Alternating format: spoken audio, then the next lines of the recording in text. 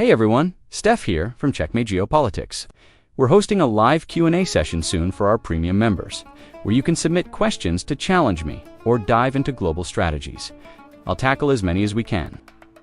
If you join our premium tier before the event, every cent of my usual share from those memberships will go to MedShare, a charity delivering medical aid to communities facing crises through no fault of their own.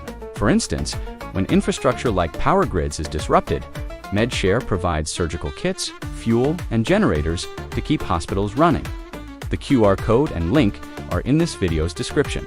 See you at the Q&A. Today, we're diving into Donald Trump, Russia, the Ukraine conflict, tariffs, and trade restrictions. Recently, Trump has publicly expressed frustration with Vladimir Putin, who's been offering friendly gestures that prove empty as the Ukraine conflict continues. Anyone following the Ukraine situation or Russian diplomacy over the past 3 decades knows this isn't new. Russia often misleads in negotiations. They see the Ukraine conflict as a core strategic priority and will say whatever it takes to prolong the fight, aiming not just to control Ukraine, but to influence nations further west. According to 2024 geopolitical analyses, Trump claimed he could broker a truce with Putin in a day, citing their rapport, but that plan has clearly collapsed. Putin's ongoing deceptions have left Trump looking misguided internationally and even drawn criticism from some U.S. Republicans for misreading the situation. In recent weeks, this frustration has reached a tipping point. Trump's latest threat, if Putin doesn't agree to a ceasefire and peace deal details, still vague within 50 days, the U.S. could impose 50 to 100% tariffs on all Russian goods, plus another 50 to 100% on countries buying from Russia. Implementing this would be tricky, as the U.S. lacks a robust framework for secondary trade restrictions at this scale, especially impacting major players like China, per 2025 trade policy reports. But let's assume Trump is serious. For this to happen, 3 key figures in Trump's administration need scrutiny. His government is historically understaffed, with over 90% of appointed roles unfilled. According to 2025 government data, his national security team lacks expertise, and the one knowledgeable figure, Secretary of State Marco Rubio, has been marginalized with minimal policy influence per recent analyses. First, Steve Witkoff, a New York real estate developer and Trump ally, is ill-suited for government. He's been tasked with major international issues: Ukraine-Russia talks, Iran and Israel-Gaza, despite no expertise, making him easily swayed by foreign actors with strong messaging. Witkoff's inexperience has led Trump to echo foreign narratives, especially on Ukraine and Russia, undermining his global credibility. Recent shifts suggest Witkoff's role may be diminishing, as Trump's tougher stance on Russia seems at odds with Witkoff's influence. Time will tell if he's truly sidelined. Second, Director of National Intelligence Tulsi Gabbard. Her foreign policy record spanning decades consistently opposes U.S. interests on issues involving China, North Korea, Iran, Syria, Libya, and Russia, raising concerns about her alignment, as noted in 2020 campaign reports. Since becoming DNI, Gabbard has reportedly reshaped intelligence briefings, favoring sources aligned with Russian narratives.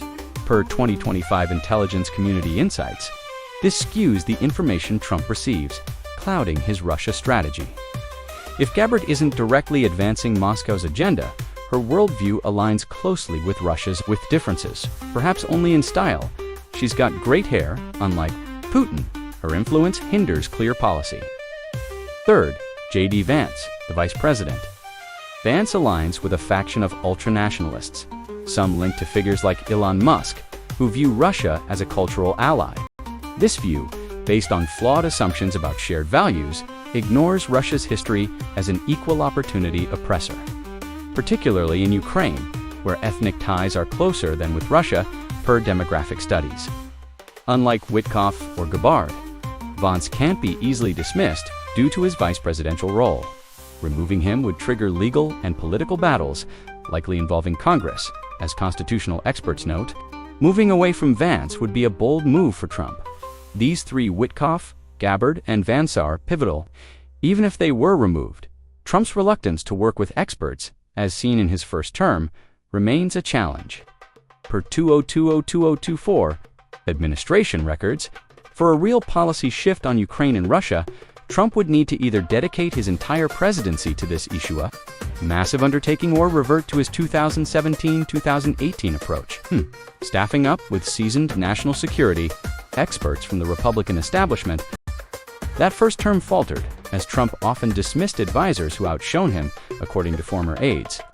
Effective leadership means embracing experts who know more. Trump hasn't done that consistently. If he starts, we could see a transformed presidency. But for now, the cart's before the horse. A policy overhaul requires addressing these personnel issues and valuing expertise, which Trump has resisted, per 2025 political reports. Is change needed? Absolutely. Poor decisions have weakened U.S. national security, as seen in stalled Ukraine aid in 2024. But personnel changes alone won't solve the deeper issue: Trump's aversion to advisors who challenge him. To succeed, he'd need to focus his presidency on this issue or rebuild a robust team, as he briefly did in 2017-2018. Without that, progress stalls. The Russia-Ukraine question demands expertise, not improvisation. That's the geopolitical chessboard for now. I'm Steph from Checkmate Geopolitics. If you found this dive into global strategies insightful, drop a comment, hit the like button, and share the video. Join us for more analyses of the moves shaping our world. Thanks for watching, and see you next time.